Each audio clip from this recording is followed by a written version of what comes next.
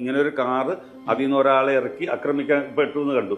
അപ്പൊ ഇത് ആ കാറ് തന്നെയാന്ന് ഉറപ്പിച്ചത് മുന്നോട്ട് പോകുമ്പോ ഗ്ലാസ് അടിച്ച് പൊട്ടിച്ചങ്ങനെ പൊട്ടിക്കിടക്കുന്ന ഒരു വണ്ടിയാണ് ഞാൻ കണ്ടത്.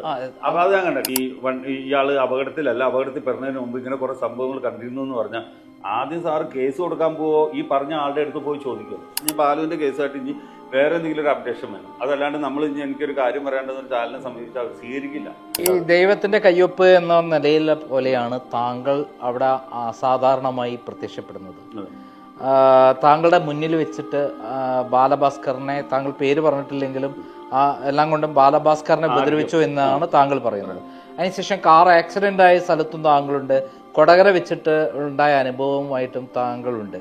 അല്ല ആവട്ടെ, താങ്കൾ എന്തുകൊണ്ടാണ് ലക്ഷ്മി ഇങ്ങനെ പെരുമാറുന്ന കാരണം? നമസ്കാരം. കേരളത്തെ പിടിച്ചു കുലുക്കിയ ഒരു അപകടമായിരുന്നു, അപകട മരണമായിരുന്നു കേരളത്തിൻ്റെ വിഖ്യാത സംഗീത സംവിധായകനായ ഭാരതത്തിൻ്റെ പ്രശസ്തനായ വയലിനിസ്റ്റായിരുന്ന ബാലഭാസ്കർ.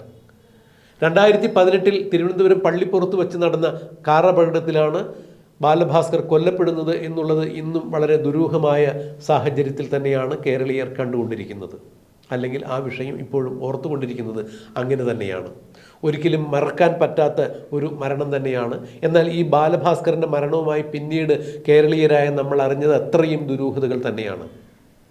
എങ്ങനെയാണ് അമിത വേഗത്തിൽ പാഞ്ഞു പോകുന്ന ഒരു കാറിൽ തനിക്ക് ഉറക്കം വരുന്നു എന്ന് പറഞ്ഞിട്ട് പോലും തൻ്റെ മടിയിൽ തൻ്റെ കുഞ്ഞിനെയും ഇരുത്തി ബാലഭാസ്കർ ഇരിക്കുക? അങ്ങനെയാണെങ്കിൽ അദ്ദേഹം പിറകിലെ സീറ്റിലല്ലേ ഇരിക്കേണ്ടിയിരുന്നത്? അതുപോലെ എങ്ങനെയാണ് ഈ കുഞ്ഞിൻ്റെ അമ്മയായ ബാലഭാസ്കറിൻ്റെ ഭാര്യയായ ലക്ഷ്മി ഈ കാറിൻ്റെ അമിതവേഗം ഇനിയെങ്കിലും കുറച്ച് കുറയ്ക്കൂ എന്ന് ഡ്രൈവറായ അർജുനോട് പറയാതിരുന്നത്?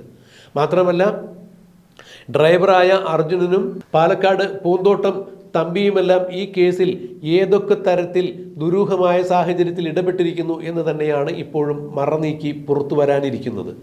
എന്തായാലും ബാലഭാസ്കറിൻ്റെ മരണശേഷം ബാലഭാസ്കറിൻ്റെ ഫോൺ അടക്കം തമ്പിയുടെ കയ്യിലായിരുന്നു. അത് ഭാര്യ ചോദിച്ചു, നൽകിയില്ല. പിന്നീട് പേഴ്സ് നൽകി, ഫോൺ നൽകിയില്ല എന്നൊക്കെ പറയുമ്പോൾ ഈ വിഷയത്തിൽ ഇനിയും ദുരൂഹതകൾ ചുരുളഴിയേണ്ടത് തന്നെയാണ്. കഴിഞ്ഞ ദിവസം കേരളത്തിലെ പ്രമുഖമായ ഒരു ചാനലിൽ ബാലഭാസ്കറിൻ്റെ ഭാര്യ ലക്ഷ്മി ഒരു അഭിമുഖം കൊടുക്കുകയുണ്ടായി. ഈ അഭിമുഖത്തിൽ ലക്ഷ്മി പറയുകയുണ്ടായി, എന്നെ ഭീഷണിപ്പെടുത്തി ആരും ഒന്ന് പറയിപ്പിക്കാമെന്ന് വിചാരിക്കേണ്ട. അതായത് എന്തൊക്കെയോ ദുരൂഹതകൾ ലക്ഷ്മിക്ക് അറിയാം എന്ന് തന്നെയാണ് ബാലഭാസ്കറിൻ്റെ മരണവുമായി ബന്ധപ്പെട്ട്.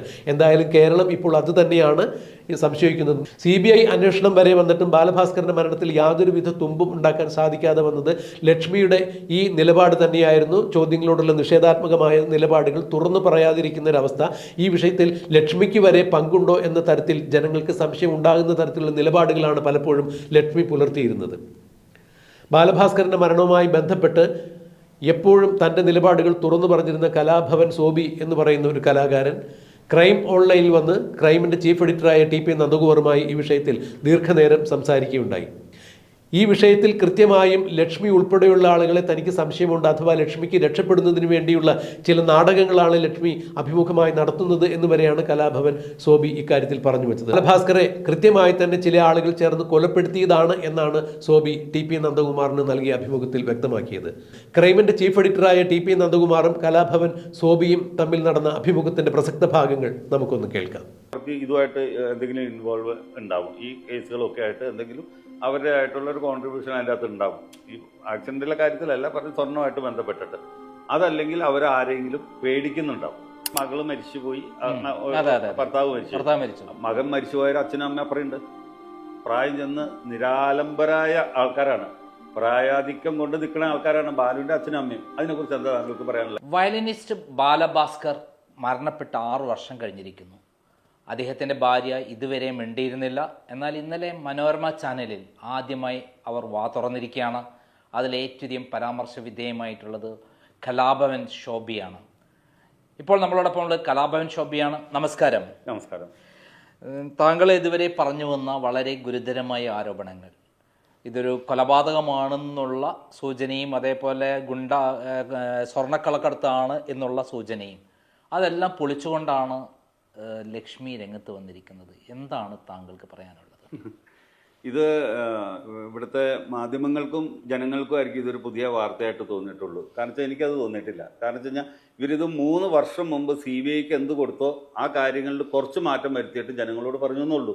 ഈ ഇന്നലെ പുള്ളിക്കാരത്തി അവതരിപ്പിച്ച കഥ മുഴുവനും CBIക്കും ക്രൈംബ്രാഞ്ചിനും CBIക്കും ഒക്കെ മുന്നേ കൊടുത്തുള്ള വാർത്തകൾ തന്നെയാണ്. അതിൽ കുറച്ച് കാര്യങ്ങൾ അവർ മാറ്റി പറഞ്ഞിട്ടുണ്ട്. ആ മാറ്റി പറഞ്ഞ 1-2 കാര്യങ്ങൾ ഞാൻ പറയാം.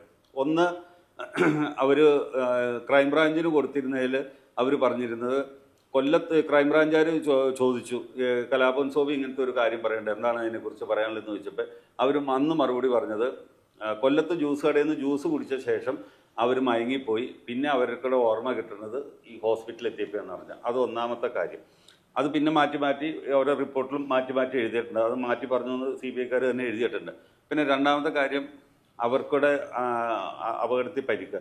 ഈ ഇവരുടെ സർട്ടിഫിക്കറ്റിൽ മെഡിക്കൽ റിപ്പോർട്ടിൽ എഴുതിയേക്കണേ, വയറിൻ്റെ അടിയിൽ ആഴത്തിൽ കത്തി പോലുള്ള നേരത്തെ ഒരു ആയുധം കൊണ്ടുള്ള ആഴത്തിലുള്ള മുറിവാണ് ഇവർക്ക് അപകടകാരണം ആയ ഗുരുതരമായ പരിക്ക് നൽകണത്.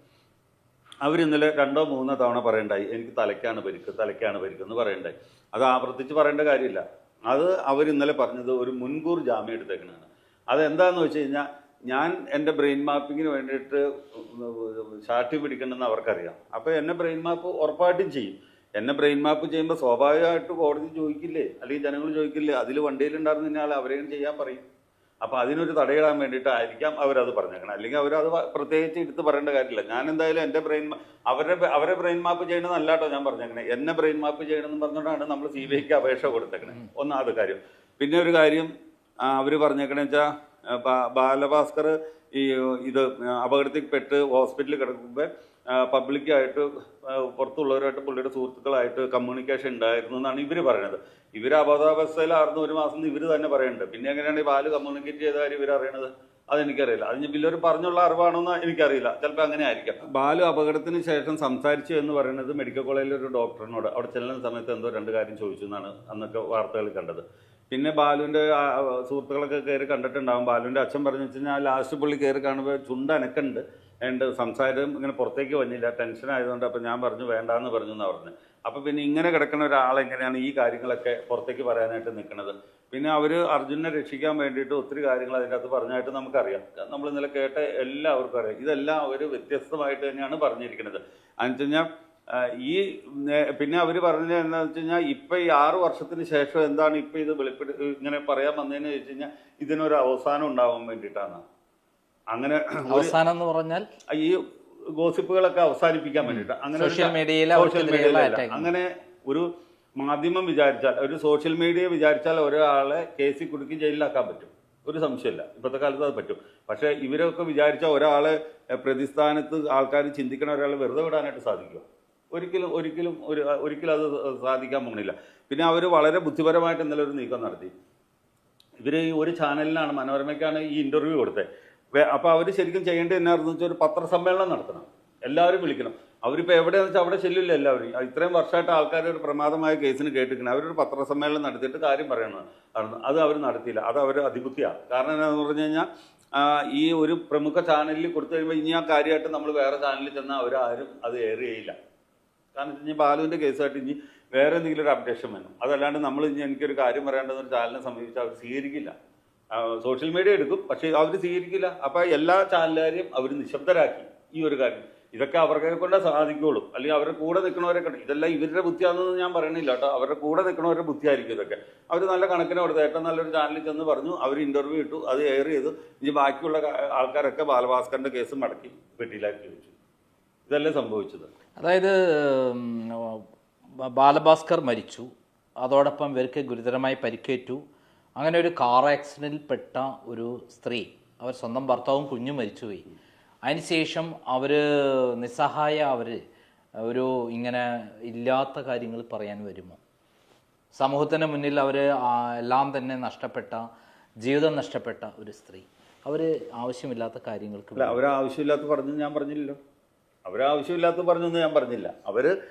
ഞാൻ കണ്ട കാര്യങ്ങളെ കണിക്കുമ്പോഴേ, അതായത് താങ്കൾ പറഞ്ഞ പ്രധാനപ്പെട്ട കാര്യം എന്ന് പറയുന്നത്, ഈ ആക്സിഡന്റ് ഉണ്ടായ സ്ഥലത്തുനിന്ന് 6 കിലോമീറ്റർ മുമ്പ് 4 കിലോമീറ്റർ പെട്രോൾ പമ്പിന്റെ മുന്നിൽ അവിടെ ബാലഭാസ്കറിനെ അവരുടെ കാറിൽ നിന്ന് ഇറക്കി ഭീകരമായി. ബാലഭാസ്കറിനെ ഞാൻ പറഞ്ഞിട്ടില്ല. ഇങ്ങനെ ഒരു കാറ് അതിൽ നിന്ന് ഒരാളെ ഇറക്കി ആക്രമിക്കപ്പെട്ടു എന്ന് കണ്ടു.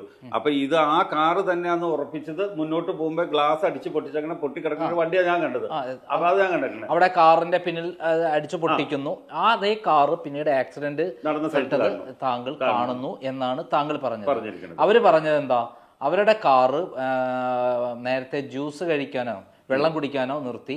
അതിന് ശേഷം അവർ മയക്കത്തിലായിരുന്നു. അങ്ങനെ ഓഫ് റോഡ് കൂടെ പോകുന്നതായി തോന്നിയപ്പോൾ അവർക്ക് പെട്ടെന്ന് നോക്കുമ്പോൾ അവിടെ ഭയങ്കരമായി ശബ്ദിച്ചു. എന്താണ് അർജുൻ എന്നുള്ള ആളാണ്, അല്ല അർജുനാണ് ഓടിച്ചുകൊണ്ടിരുന്നത് എന്നാണ് അവർ പറഞ്ഞത്. ഇതിലെ താങ്കൾ പറയുന്നു അവർ തമ്മിലുള്ള വ്യത്യാസം എവിടെയാണ്? അല്ല, ഇതിനൊരു ഇപ്പം സാറ് പറഞ്ഞതിന് ഞാനൊരു മറുപടി പറയാം. ഒരു വണ്ടി ഓഫ് റോഡിൽ ഉറക്കം വന്നു കഴിഞ്ഞാൽ എത്ര സമയം ഓടും? 10 സെക്കൻഡ് 20 സെക്കൻഡ്, അതിന് മുമ്പ് തീരുമാനം ഉണ്ടാവില്ലേ? പിന്നെ ഇവർ പറഞ്ഞതെന്നു വെച്ച് കഴിഞ്ഞാൽ വണ്ടി ഓഫ് റോഡിൽ കൂടെ പോണ കണ്ടു, അർജുൻ മയക്കത്തിലായിരുന്നു. അപ്പോൾ ഗിയർ ബോക്സ് എന്ന് അവർ ഉദ്ദേശിച്ചത് ഗിയർ ലിവറിൽ അടിച്ചു എന്ന് പറഞ്ഞത്. ഒരാൾ വണ്ടി ഡ്രൈവർ ഉറങ്ങുമ്പോൾ ഗിയർ ലിവറിലാണ് അടിക്കണത്, ആളുടെ മേത്തേക്കാണ് അടിക്കണത്. ഞാൻ പറഞ്ഞ സാറ് മനസ്സിലായോ? ഇപ്പം പഴയമാതിരി അംബാസഡർ കാറൊന്നുമില്ല. കാരണം വെച്ച് കഴിഞ്ഞാൽ പ്ലാറ്റ്ഫോം ഗിയറാ, ഇങ്ങനെ കൈ തൊട്ട ഡ്രൈവറുടെ കയ്യിലെത്തും, ഗിയറിലെത്തും. അപ്പം ഇവർ ഈ ഗിയറിലായിരുന്നു അടിക്കണ്ടേ, പുള്ളിയുടെ തോളയിലായിരുന്നു അടിക്കണ്ടേ? അവർ പറഞ്ഞ തെറ്റല്ലേ അത്?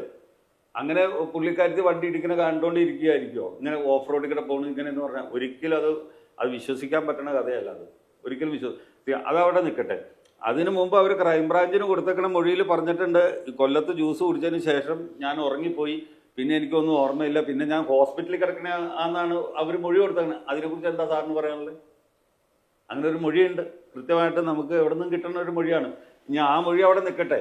ഇവർ ഈ പറഞ്ഞ അനുസരിച്ചാണെങ്കിലും ഒരു വണ്ടി ഡ്രൈവർ ഉറങ്ങിയിരിക്കണ കാണുന്ന വണ്ടിയിൽ ഈ ഗീറയിൽ ഇങ്ങനെ മുട്ടിയ ഡ്രൈവർ എങ്ങനെ അറിയണം? ഗിയർ ലിവറിൽ മുട്ടിക്കഴിഞ്ഞാൽ സൗണ്ട് ഒന്നുമില്ല, ഇങ്ങനെ കിട്ടിക്കഴിഞ്ഞാൽ അതിനേക്കാൾ ഒരു 4 ഇഞ്ച് മാറിയിരിക്കണ ആളെ പയ്യെ ഇങ്ങനെ തൊടാൻ പറ്റില്ലേ? പിന്നെ ഓഫ് റോഡിൽ കൂടെ ഓടാൻ ആ സ്ഥലം കണ്ടിട്ടുണ്ടാവുമല്ലോ, അവിടെ ഓഫ് റോഡിൽ കൂടെ എങ്ങോട്ട് ഓടാൻ പറ്റും? അതായത് പള്ളിപ്പുറം ആ മംഗലപുരം കഴിഞ്ഞ് പള്ളിപ്പുറത്തിനിടയ്ക്ക് CRPF ക്യാമ്പില്ലേ, ആ ക്യാമ്പ് കഴിഞ്ഞ് ഇപ്പൊ ആ സ്ഥലമൊക്കെ മാറിപ്പോട്ടോ, മരമൊക്കെ വെട്ടി വേറെ ഷേപ്പിലായിപ്പോയി. അപ്പം അവർ പറഞ്ഞു വരുന്നത് താങ്കൾ പറഞ്ഞ ഭാഗം പൂർണ്ണമായും ശരിയല്ല എന്നുള്ളതാണ്. അതെന്തുകൊണ്ടാണ് അവരങ്ങനെ പറയുന്നത്? അല്ല, ഞാൻ പറയട്ടെ, അവർ ചാനലിൽ വന്നിരുന്ന് ഞാനോ അല്ല സാറോ അല്ലെങ്കിൽ ആരെങ്കിലും വിചാരിച്ചിട്ടുണ്ടോ ഇങ്ങനെയൊക്കെ സംഭവിച്ചെന്ന് പറയുന്നു? ചിന്തിച്ചിട്ടുണ്ടോ? ആരും ചിന്തിച്ചിട്ടുണ്ടാവില്ല. ഒരു മനുഷ്യനെ പോലും ചിന്തിച്ചിട്ടുണ്ടാവില്ല. സോബി കണ്ട് ശരിയാണെന്ന് ചിന്തിച്ചിട്ടുണ്ടോ? അങ്ങനെയാണെങ്കിൽ അതിന് ഞാൻ മറുത്തൊരു ചോദ്യം ചോദിക്കട്ടെ. ഇപ്പം സാറിൻ്റെ ഒരു റിലേറ്റീവ് ഇങ്ങനെ ഒരു അപകടത്തിൽപ്പെട്ട് മരിച്ചു.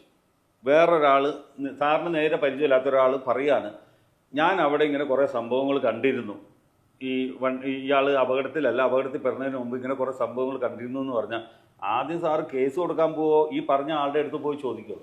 പറഞ്ഞ ആളുടെ അടുത്ത് പോയല്ലേ ചോദിക്കുള്ളൂ. ഞാൻ 6 വർഷമായിട്ട് പറഞ്ഞുകൊണ്ടിരിക്കണ ഈ കാര്യം. അവർ ഒരു കോള് പോലും എന്നെ വിളിച്ചിട്ടില്ല. എന്നെ വിളിക്കാത്തതിൽ പരാതിയില്ല, എന്നെ വിളിക്കുകയും വേണ്ട. ഒരു മധ്യസ്ഥം വഴി സംസാരിക്കുക. എറണാകുളത്ത് ഒത്തിരി ലീഡിങ് സിംഗേഴ്സും ഓർക്കസ്ട്രക്കാരും ഉണ്ട്. ഞാനായിട്ട് നല്ല സൗഹൃദം കീപ്പ് ചെയ്യുന്ന ആൾക്കാരുണ്ട്. അവരാര് വഴിയെങ്കിലും എന്നോടൊന്ന് സംസാരിപ്പിക്കണ എന്നാ ഇങ്ങനെ ഒരു സംഭവം അവിടെ നടന്നിട്ടുണ്ടോ?